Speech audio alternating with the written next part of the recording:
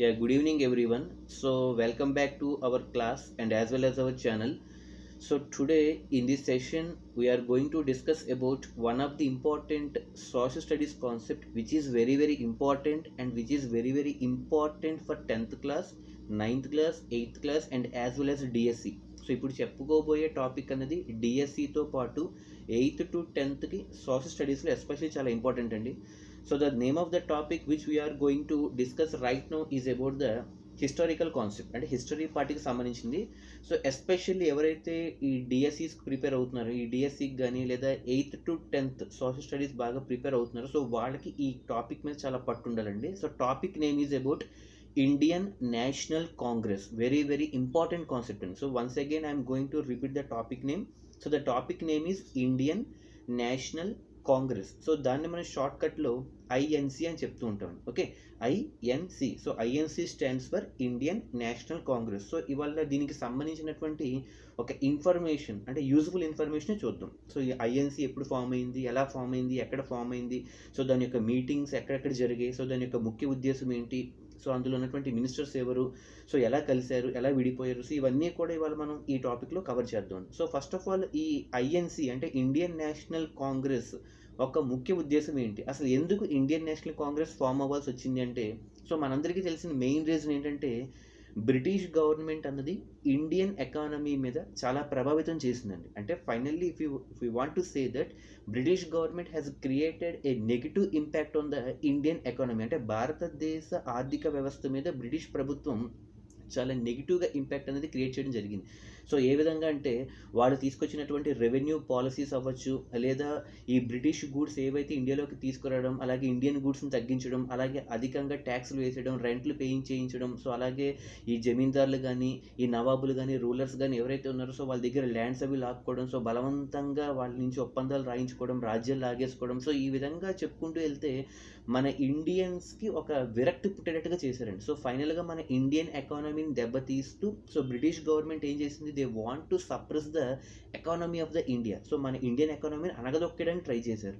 So ఇవన్నీ కూడా చూస్తూ ఉంటుంటే సో మన ఇండియన్స్కి ఏంటంటే ఏదో విధంగా సార్ తిరగబడాలి, సో మనకంటూ ఒక ఫ్రీడమ్ ఉండాలి, సో మనకంటూ ఒక గవర్నింగ్ బాడీ ఉండాలి, సో మనకంటూ మనం అందరూ కలిసికట్టుగా పోరాడాలి అంటూ ఫామ్ అయినటువంటి ఆర్గనైజేషన్ ఏంటంటే ఇండియన్ నేషనల్ కాంగ్రెస్. సో అది ఎప్పుడు ఫామ్ అయింది, ఎలా ఫామ్ అయిందని ఇప్పుడు చూద్దాం. So first of all INC అంటే ఏం చెప్పుకున్నామండి, ఇండియన్ నేషనల్ కాంగ్రెస్. సో ఇది ఎప్పుడు ఫామ్ అయింది అంటే 1885. Please note down these points. So Indian National Congress INC అనేది ఎప్పుడు ఫామ్ అయిందంటే ఇన్ ద ఇయర్ ఆఫ్ 1885, 1885వ సంవత్సరంలో మనకి ముంబైలో ఫామ్ అయిందండి. సో అప్పట్లో మనం బొంబే అనేవాళ్ళం. ఓకే, సో అప్పట్లో మనం ఏమని పిలిచామండి, బొంబే.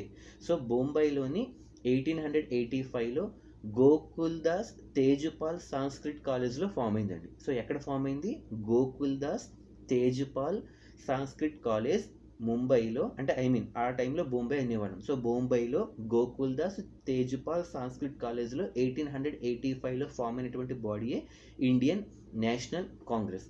సో ఆ టైంలో ఎంతమంది డెలిగేట్స్తో అది ఫామ్ అయింది అంటే దేశంలో ఉన్నటువంటి నలుమూలల నుంచి డెలిగేట్స్తో అది ఫామ్ అవ్వడం జరిగింది. సో అది ఫామ్ అయిన టైంలో అంటే 1885లో బొంబైలో గోకుల్ దాస్ తేజ్పాల్ సంస్కృత్ కాలేజ్లో ఐఎన్సి ఫామ్ అయినప్పుడు సో దానిలో ఉన్నటువంటి రిప్రజెంటేటివ్స్ యొక్క సంఖ్య 72. So it was formed with 72 delegates are the representatives from the corners of the country at a place called Gokul Das Tejpal Sanskrit College in Bombay in the year of 1885. That body is known as Indian National Congress.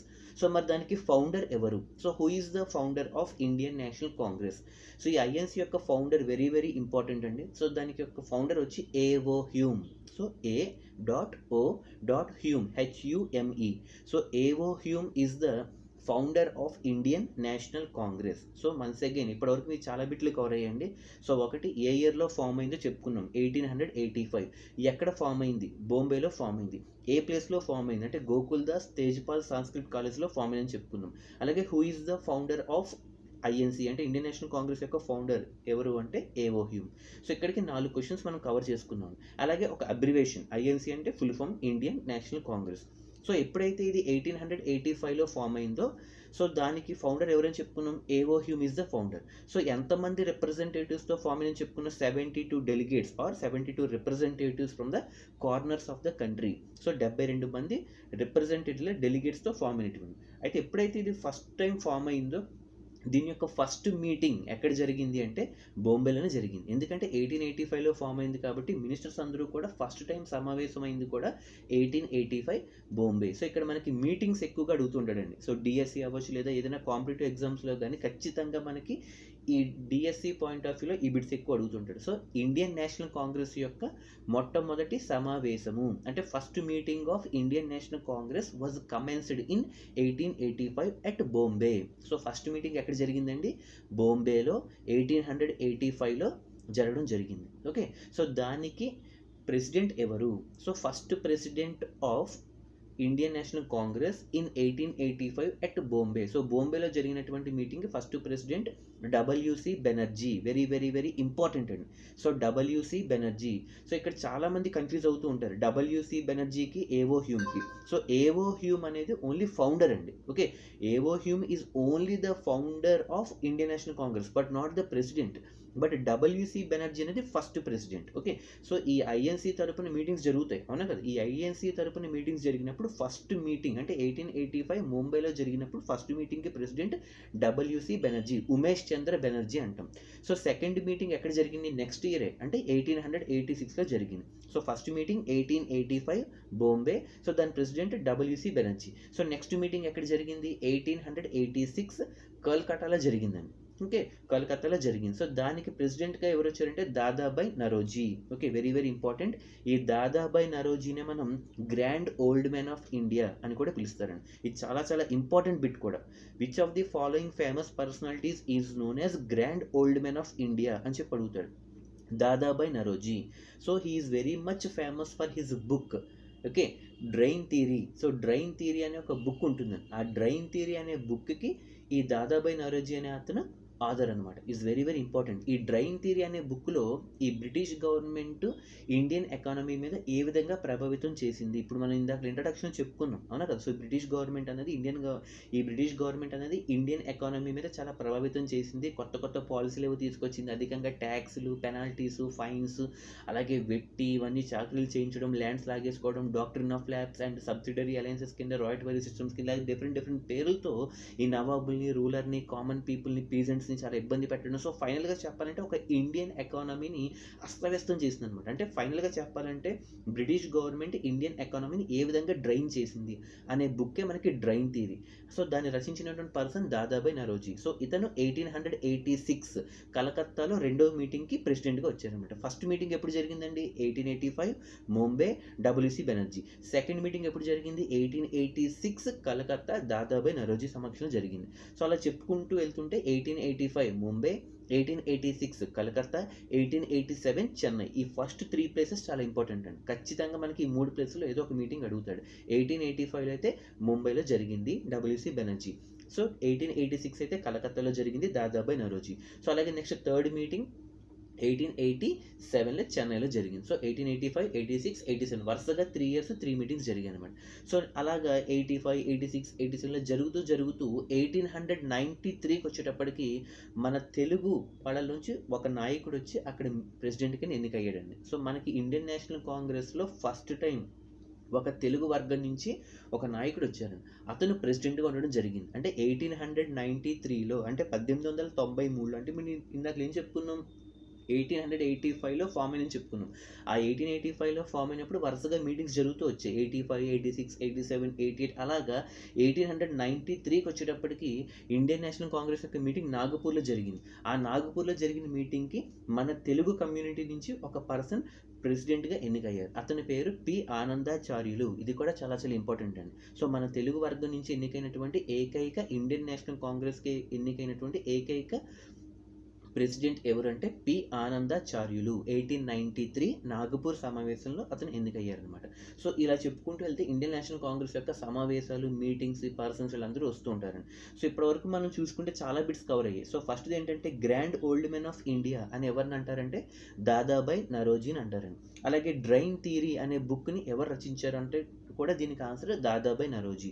అలాగే 1886 Indian National Congress యొక్క సమావేశం ఎక్కడ జరిగింది అంటే కలకత్తాలో జరిగింది. 86 అంటున్నాను, 85 కాదు. 1886లో జరిగినటువంటి ఐఎన్సీ మీటింగ్ ఎక్కడ జరిగింది అంటే కలకత్తాలో. సో ఎవరు అధ్యక్షన జరిగిందంటే దాదాబాయ్ నరోజీ. మరి ఫస్ట్ మీటింగ్ ఎక్కడ జరిగింది అంటే 1885 ముంబైలో జరిగింది, ఉమేష్ చంద్ర బెనర్జీ. సో ఈ విధంగా చెప్పుకుంటూ వెళ్తుంటే 1893లో జరిగినటువంటి నాగపూర్ ఐఎన్సీ సమావేశంలో ప్రెసిడెంట్గా ఎన్నికైంది ఎవరు అంటే పి ఆనందాచార్యులు. సో ఇవన్నీ కూడా years, locations, places, abbreviations, founders, authors, ఇవన్నీ మనం గుర్తుపెట్టుకోవాలండి. సో ఇలా చెప్పుకుంటూ వెళ్తుంటే ఈ ఇండియన్ నేషనల్ కాంగ్రెస్ అన్నది మీటింగ్స్ పెట్టుకుంటూ వెళ్తూ 1885లో ఫామ్ అని చెప్పుకున్నాం. 1885 దగ్గర నుంచి 1907 వరకు. ఓకే, సో 1907లో first time Indian National Congress అనేది 2 పార్ట్స్ కింద విడిపోవడం జరిగింది. అంటే వాళ్ళకి కొన్ని డిఫరెన్సెస్ రావడం వల్ల. సో ఏదేమైనా సరే ఇండియన్ నేషనల్ కాంగ్రెస్ యొక్క ముఖ్య ఉద్దేశం ఏంటండి, ఇండియాలో ఉన్నటువంటి నేషనలిజం అంటే దేశభక్తి ఏదైతే ఉందో అందరూ కలిసికట్టుగా పోరాడాలి. సో బ్రిటిష్ గవర్నమెంట్ నుంచి మనం ఎలాగైనా సరే ఫ్రీడమ్ అన్న సంపాదించుకోవాలి, మనకంటూ ఒక ఓన్ కాన్స్టిట్యూషన్ లేదా మనకంటూ ఒక ఓన్ గవర్నమెంట్ బాడీ ఉండాలి. అలాగే బ్రిటిష్ వాళ్ళు పెట్టే టార్చర్స్ నుంచి మనం బయటికి రావాలి, లేదా బ్రిటిష్ వాళ్ళు పెట్టినటువంటి ఇల్లీగల్ యాక్ట్స్ ఏవైతే ఉన్నాయో సో వాటి నుంచి మనం ఏ విధంగా బయటికి రావాలి, మన ఇండియన్ ఎకానమీని ఏదో విధంగా కాపాడుకోవాలి. సో ఇన్ని demands Indian National Congress form అయినప్పుడు సో అది మెయిన్గా కోరుకునేది ఏంటంటే it is seeking to get the support from the Indians. So మన ఇండియన్స్లో ఉన్నటువంటి అన్ని వర్గాల నుంచి సపోర్ట్ కావాలని కోరుకుంటుంది ఇండియన్ నేషనల్ కాంగ్రెస్.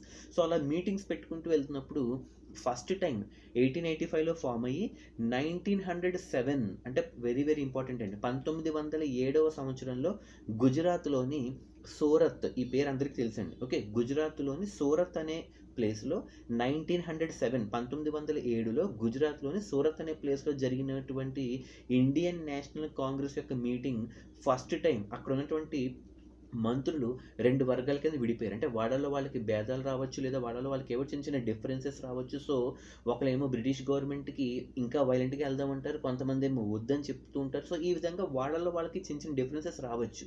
సో ఈ డిఫరెన్సెస్ బేస్ చేసుకుని first time Indian National Congress అనేది 2 పార్ట్స్ కింద స్ప్లిట్ అయిపోయింది. ఎప్పుడు అంటే 1907 ఎక్కడ, గుజరాత్లో. ఏ ప్లేస్లో, Surat. So for the first time in the history of Indian National Congress in the year of 1907 in the state of Gujarat at a place called Surat, Indian National Congress was splitted into 2 different parts. అందులో first పార్ట్ని మనం moderates అంటాం. Moderates, MODERATES, moderates అని అంటాం. Okay, second గ్రూప్ని extremist. So వీళ్ళని మనం మితవాదులు, అతివాదులు అని చెప్పి తెలుగులో అంటాం. సో మితవాదులు అంటే మోడరేట్స్, అంటే వాళ్ళు ఎక్కువ వైలెన్స్కి వెళ్ళరు, అలా అని చెప్పి తక్కువగా డౌన్ అయ్యి ఉండరు. సో వాళ్ళు మోడరేట్గా ఉంటారు. So Indian National Congress split అయినప్పుడు 2 పార్ట్స్ కింద స్ప్లిట్ అయిందని చెప్పాం. అందులో ఫస్ట్ గ్రూప్ని ఏమంటున్నాం, మోడరేట్స్ అంటున్నాం. సెకండ్ గ్రూప్ని ఎక్స్ట్రీమిస్ట్ అంటున్నాం. ఎక్స్ట్రీమిస్ట్ అంటే పేర్లోనే ఉంచుని, ఎక్స్ట్రీమిస్ట్ అంటే ఎక్స్ట్రాగా రియాక్ట్ అవ్వడం, ఎనర్జెటిక్గా ఉండడం.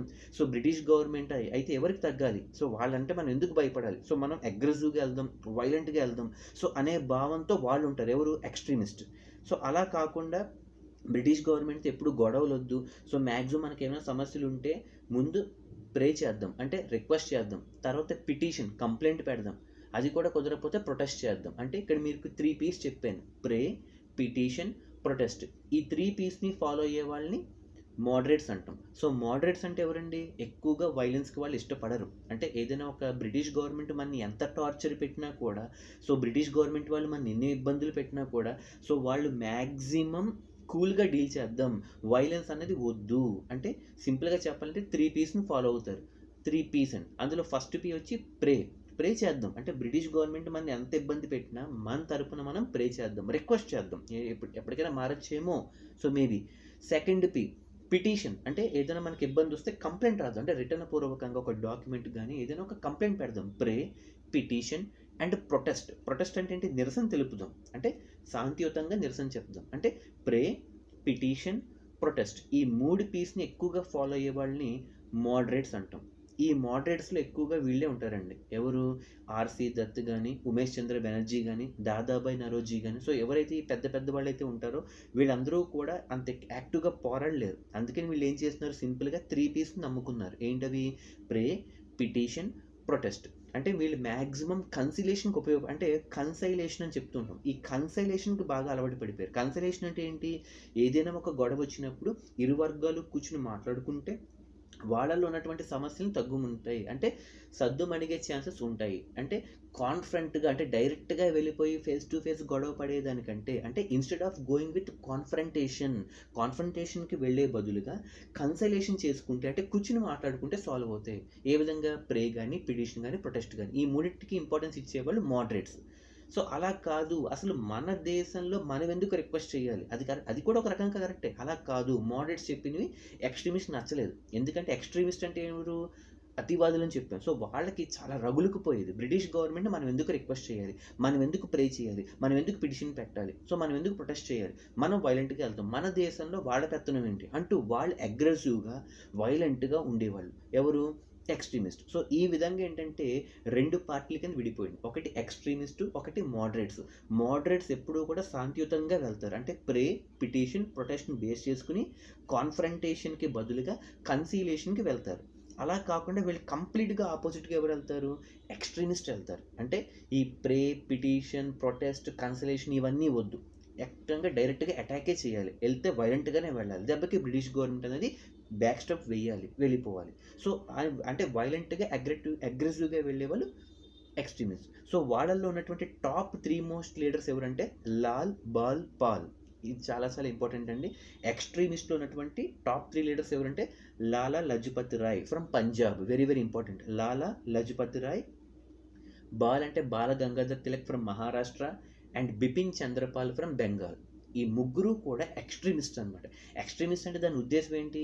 వాళ్ళు దేనికైనా రెడీ, తెగించేస్తారు. అంతేగాని మేము ప్రే చేయము, పిటిషన్ చేయము, ప్రొటెస్ట్ చేయము, మన కంట్రీ మన ఇష్టం, మనం తిరగబడదాం అంటే వైలెంట్గా అగ్రెసివ్గా వెళ్తారనమాట. ఎవరు వాళ్ళు? లాల్, బాల్, పాల్. లాల్ అంటే లాలా లజపత్ రాయ్ ఫ్రమ్ పంజాబ్, బాల్ అంటే బాల గంగాధర్ తిలక్ ఫ్రమ్ మహారాష్ట్ర, పాల్ అంటే బిపిన్ చంద్రపాల్ ఫ్రమ్ బెంగాల్. సో వీళ్ళ ముగ్గురిని ఒక టాప్ 3 లీడర్స్ కింద ఎక్స్ట్రీమిస్ట్ అని చెప్తూ ఉంటారు. సో ఇవన్నీ కూడా మనకి 1907లో గుజరాత్లో సూరత్లో జరిగిన మీటింగ్స్లో వీళ్ళు 2 వర్గాల కింద విడిపోయారు, మోడరేట్స్ అండ్ ఎక్స్ట్రీమిస్ట్. మళ్ళీ తిరిగి వీళ్ళు ఎప్పుడు కలిశారంటే గాంధీజీ ఎప్పుడైతే ఆఫ్రికా నుంచి తిరిగి వచ్చారో 1916లో మళ్ళీ ఇండియన్ నేషనల్ కాంగ్రెస్ ఫామ్ అయిందండి. అక్కడ కూడా మీటింగ్ జరిగింది, లక్నోలో జరిగింది. సో 1907లో విడిపోయారు. 1907లో 2 పార్టీస్ కింద విడిపోయారు. ఏం పార్టీస్ అవి? మోడరేట్స్ ఒకరు, ఎక్స్ట్రీమిస్ట్ ఒకరు. విడిపోయి దాదాపుగా చాలా సంవత్సరాల తర్వాత, అంటే 1907లో విడిపోయి మళ్ళీ 1916లో లక్నోలో జరిగినటువంటి మీటింగ్లో మళ్ళీ కలిశారనమాట. అది కూడా ఎప్పుడు? గాంధీ గారు వచ్చి మళ్ళీ గాంధీ గారు కూడా ఏదో విధంగా ఆఫ్రికా నుంచి రావడం, సో మళ్ళీ ఆ మీటింగ్స్కి అటెండ్ అవ్వడం. గాంధీ గారు అంటే ఒక రకంగా ఒక రెస్పెక్ట్ ఉండేది ఒకప్పుడు. సో ఇవన్నిటినీ అంటే ఎంతైనా ఒక పెద్ద ఆయన కాబట్టి, సో ఈ విధంగా మనకి ఈ ఇండియన్ నేషనల్ కాంగ్రెస్ అనేది విడిపోయి మళ్ళీ 1916లో కలవడం జరిగిందనమాట. సో ఇక్కడ ఉన్నటువంటి ఈ ఫేమస్ ఇప్పటివరకు జరిగిన స్టోరీస్లో ఎక్కువగా మోడరేట్స్ అండ్ ఎక్స్ట్రీమిస్ట్ని చాలా క్వశ్చన్స్ అడుగుతాడండి. సో లాలా లజపత్ రాయ్, బాలగంగాధర్ తిలక్, బిపిన్ చంద్రపాల్ అన్న వాళ్ళు ఎక్స్ట్రీమిస్ట్, అంటే అతివాదులకి చెందిన వాళ్ళు, మితవాదులు కాదు. మితవాదులు అంటే మోడరేట్స్. వాళ్ళు ఎప్పుడు ప్రే, పిటిషన్, ప్రొటెస్ట్ని బేస్ చేసుకుంటారు, కన్సిలేషన్స్కే వెళ్తారు తప్ప కాన్ఫ్రంటేషన్స్కి వెళ్ళరు. అర్థమైంది? సో అలాగే నెక్స్ట్ ఇక్కడ ఉన్నటువంటి ఫేమస్ పర్సన్ బాలగంగాధర్ తిలక్. ఈ బాలగంగాధర్ తిలక్ గురించి మనకి ఎంత చెప్పినా తక్కువే. Is very much famous leader and is the only person who started స్వదేశీ మూమెంట్ ఇండియాలో స్టార్ట్ చేసిన వ్యక్తి ఎవరంటే బాలగంగాధర్ తిలక్ అండి. Very very important. ఈ స్వదేశీ మూమెంట్ ఎందుకు స్టార్ట్ చేశారు, ఎలా స్టార్ట్ చేశారు, అసలు దాని యొక్క ముఖ్య ఉద్దేశం ఏంటి, ఇవన్నీ కూడా మనం నెక్స్ట్ క్లాస్లో చూద్దామండి. So I hope you have understand this class, very very important. And especially డిఎస్సికి ఎవరైతే ప్రిపేర్ అవుతుందో ఇప్పుడు చెప్పిన ప్రతి point pin to pin number of times వినండి. సో మీకు అర్థం కాకపోతే నా మెయిల్కి కానీ నా వాట్సాప్కి కానీ మీ డౌట్స్ నాకు పంపించండి. So I will try to rectify as soon as possible. So good evening, have a nice day.